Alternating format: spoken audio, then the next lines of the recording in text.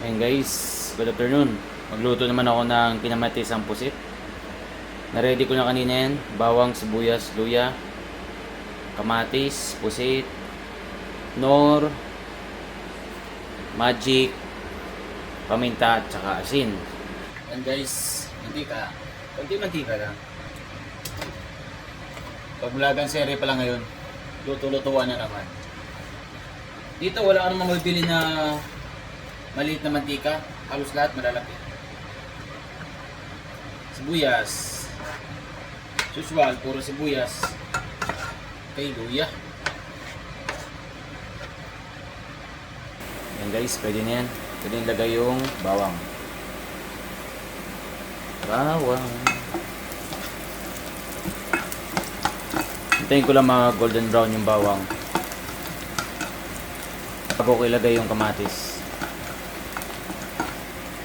Ayan guys, pwede na itong ilagay yung kamatis. Igisa ko lang muna.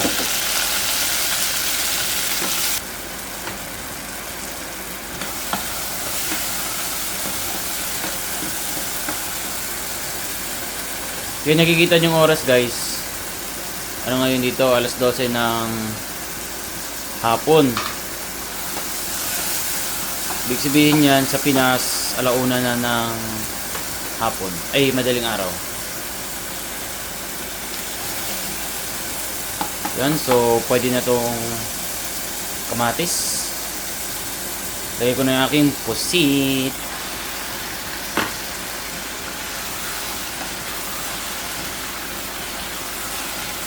Nabili ko pala to nung linggo guys sa sa Food Basic. Parang sarap ah.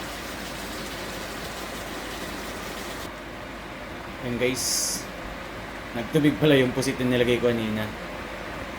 Di pa ako naglagay ng tubig niyan eh. Kaya ang dami ng tubig eh. Nagsabaw siya. Ang dami talaga ng tubig guys. Kaya di na pala ako maglagay ng tubig. Kaya di nakarami yung tubig ng ano. Maglalagay na rin pala ako guys ng ano. Ayan. Asin, magic, tsaka paminta. Pinagsama-sama ko na. Isa na silang ano ngayon. Korporasyon. Okay, halo.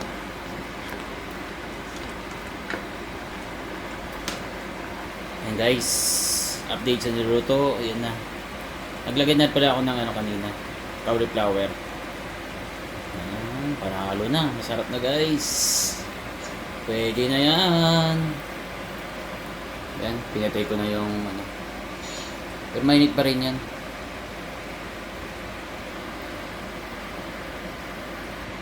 Ayan guys, natuyuan na yung ano ko, niluluto ko.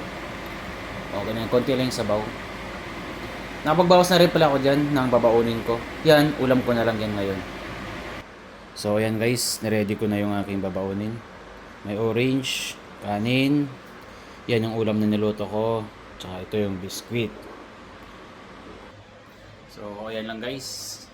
Tapos na rin magluto. At maliligo na rin naman na ako. Salamat sa panonood ng aking video. Sana huwag kayo magsawa. God bless sa inyong lahat.